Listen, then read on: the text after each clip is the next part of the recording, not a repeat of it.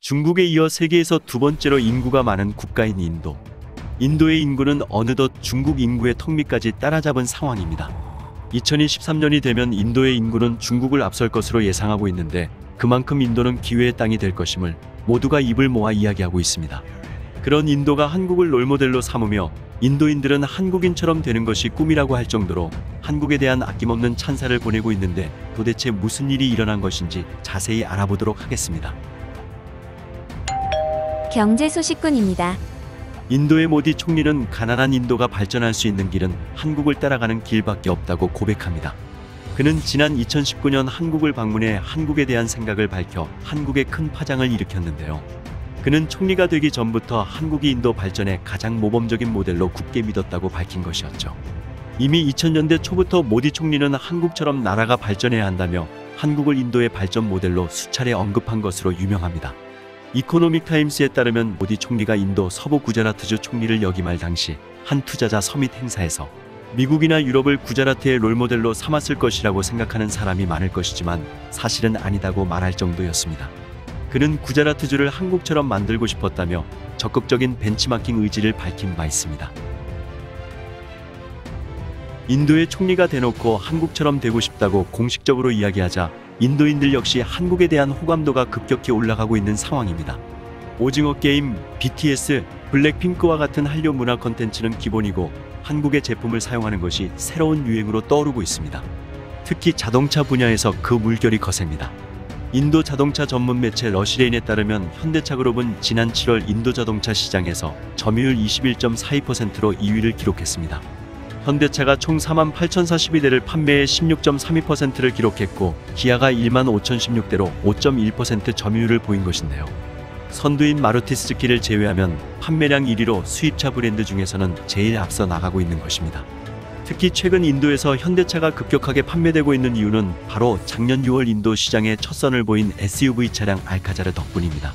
이 모델은 3열 시트로 구성되어 6에서 7명까지 편하게 탈 수 있는 SUV 차량입니다.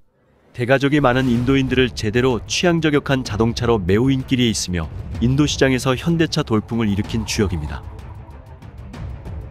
일본의 자동차 기업 도요타는 일본에서 시가총액이 가장 높은 기업으로 일본인의 자존심이라 볼 수 있는 기업입니다. 우리나라의 삼성전자와 같은 지위를 갖고 있는 회사로 전 세계에서 자동차를 가장 많이 생산하고 있는 기업입니다.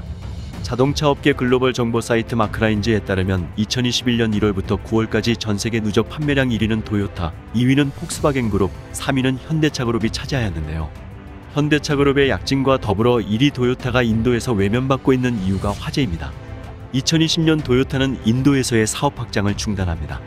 인도 정부가 자동차 관련 세금을 높게 책정하자 도요타가 인도에서 사업 규모를 더는 키우지 않기로 했다고 발표한 것이죠. 하지만 도요타는 세금과 관계없이 인도 시장에서의 점유율이 5% 미만에 불과합니다. 거기에 인도 제2공장 가동률은 20%에 불과한 수준입니다. 남의 나라에서 장사하면서 이래저래 불만만 토로하는 형국이며 세금을 핑계삼아 자신들의 패배를 변명하는 것으로 보일 뿐입니다. 인도 자동차 시장은 이미 현지 업체인 마루티 스즈키와 현대차가 점유율 약 70%를 차지하고 있는 상황입니다. 도요타 입장에서는 도저히 비집고 들어갈 틈이 없게 된 것이죠. 일본은 수년 전부터 인도태평양 전략을 미국에 제안하고 있습니다. 중국을 겨냥하여 미국, 인도, 일본의 국가가 똘똘 뭉쳐 안보체계를 형성해야 한다는 것이 요지인데요. 일본은 인도태평양 지역에서 미일 동맹을 중심축으로 삼고 이 지역에 전략적 이해관계가 있는 국가들과 안보협력을 강화하고 있습니다. 안보 측면에서 활동 공간을 인도태평양 지역을 넘어 전 세계로 확대한다는 게 일본의 보관인데요. 실제 일본은 인도와 함께 인도양에서 중국 견제 목적으로 연합훈련도 하고 있습니다. 두 나라는 그동안 경제교류도 활발한 편이었습니다. 인도의 1위 자동차 회사 마루티 스즈키 역시 오래전 일본 기업 스즈키가 인도에 진출하면서 양국 간의 합작법인 형태로 만들어진 것이지요. 하지만 최근 분위기가 달라지고 있습니다. 인도는 한류 열풍에 빠져들었고 통계에 따르면 2021년 인도 내 한류팬은 1,500만 명에 달한다고 합니다. 특히 한국 콘텐츠 유튜브 채널에는 인도인들의 댓글이 달리기 시작했고 한국의 기업들 역시 인도 현지에서 성공을 거두며 승승장구하고 있는 상황입니다. 말로만 안보 협정 목적으로만 일본을 이용하는 것과 달리 한국에는 그야말로 돈줄을 내주고 있습니다. 특히 한국에서도 중국 위협론이 부상하자 인도와 원교공공 협력을 해야 한다는 목소리가 높아지면서 한국과 인도의 관계는 더욱 긴밀해질 것으로 예상됩니다. 몇 년 뒤 세계 인구 1위 국가 인도에서의 한국 기업과 한국인들의 활약을 응원합니다. 지금까지 쉽고 빠른 경제 소식꾼이었습니다.